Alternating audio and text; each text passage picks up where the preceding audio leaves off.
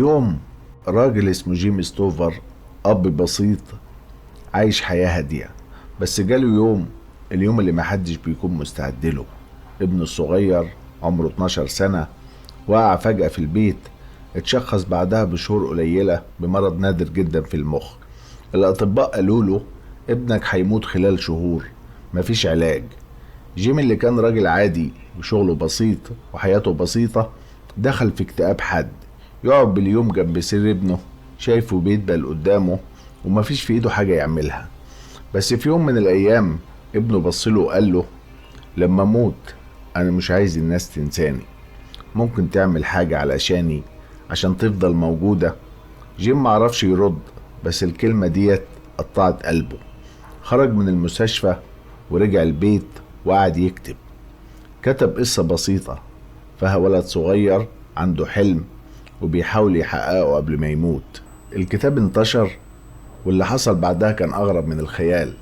الكتاب باع ملايين النسخ وتحول لفيلم واترجم لعشرات اللغات، واتغيرت بيه حياة آلاف من الناس. وكل ده بدأ من أب مكتئب قاعد جنب سرير ابنه وقرر يخلد آخر طلبه منه. أنا ليه بحكي القصة ديت؟ لأنها مش قصة نجاح، دي قصة أب فقد كل شيء فاخترع معنى جديد لكل حاجة. قصة راجل ما عندوش أمل بس قدر يوصل رسالة. وأنا بحكي القصة ديت لأن في لحظة معينة بتقف كده وتقول أنا بعمل اللي عليا، بصلي وبدعي وحاولت كتير واجتهدت، بس حاسس إن في حاجة غلط، حاجة بتخلي الأمور مش ماشية معايا. ولما أقف شوية مع نفسي والتفكير ياخدني لعالم تاني بلاقي نفسي بقول ليه الدنيا مش بتتحرك؟ وكل ما احاول اتقدم خطوة الاقي نفسي رجعت خطوتين. وليه الدعوة لسه متعلقة؟ ده من تقصيري في عباداتي ولا ذنوبي مأخرة الاستجابة؟ ليه الخير دايما بعيد؟ يمكن انا مش صح من البداية. الاسئلة دي واللي زيها بتتقلب جوه القلب 1000 مرة، وانت مش مستني اجابة سريعة، انت بس محتاج تطمن. وعشان كده دي لحظة صدق مع اللي بيستنى إجابة ولسه مفهمش ليه. أصل صعب تحس إنك بتصبر بس مفيش نتيجة، صعب لما تشوف غيرك بيكمل وانت واقف، مش لأنك كسول، بالعكس انت بتتحرك، بس اللي تعبك إنك مش واثق إن انت فعلا ماشي صح ولا لأ. كأنك ماشي في نفق والنور مش باين، وتقول لنفسك أنا مش بطلب المستحيل، أنا بس عايز أشوف نتيجة مجهودي أو حلمي. وكل مرة تفتكر إنها قربت تحصل حاجة تبعدك أكتر، فتحس إنك اتأخرت. بس الحقيقة الخير ما تأخرش، إحنا بس اللي مستعجلين. لكن في الحقيقة الخير بيتجهز لك. ولو مش مصدقني خلينا أحكي لك عن سيدنا يوسف عليه السلام باختصار شديد. شاف حلم وهو صغير، حلم إنه هيبقى في مكانة عالية، لكن قبل ما يوصل للحلم اتاخدت منه كل حاجة. اترمى في البير، اتباع عبد، اتهموه في أصعب حاجة ممكن حد يتهمك بيها، واتظلم واتسجن سنين.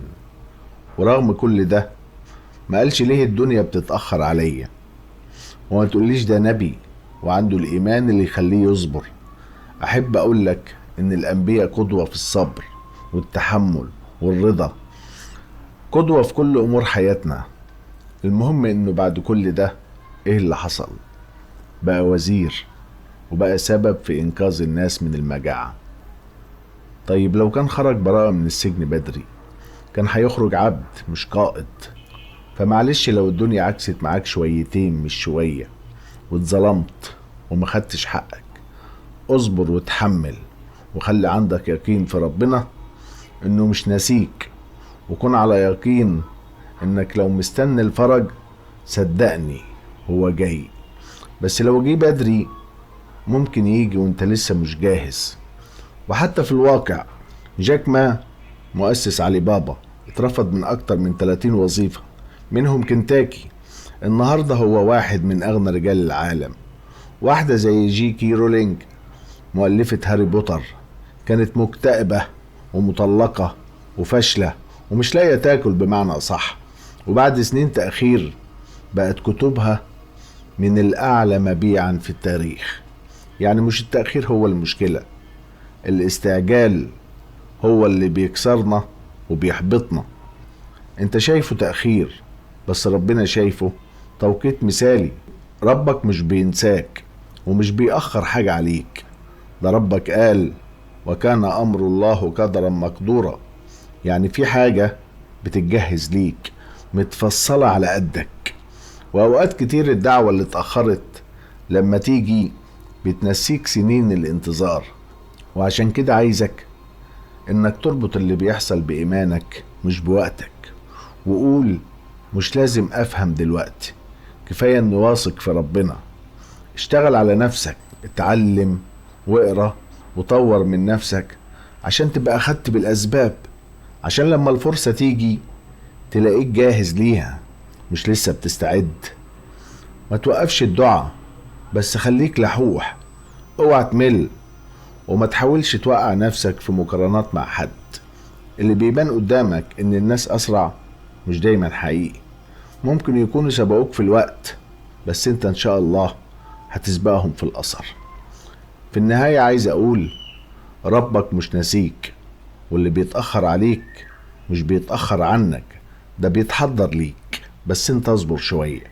ولو سألت نفسك او لو نفسك سألتك ليه الدنيا بتتأخر عليا، اصدمها انك عرفت انها ما بتتأخرش، انا اللي ما كنتش مستعد، عشان لما تجيلي تلاقيني مستعد. دي كانت لحظة صدق مع كل حد مستني رزق او فرج او دعوة مستجابة، خبر يفرحه. صدقني التأخير مش تأخير، التأخير كان ترتيب إلهي. مش عايز أطول عليكم، كان معاكم عبد السلام محمد من قناة شوية عقل. وأي استفسارات أو مواضيع تحبوا نتكلم فيها اكتبوها في التعليقات. سلام مؤقت للحلقة الجاية.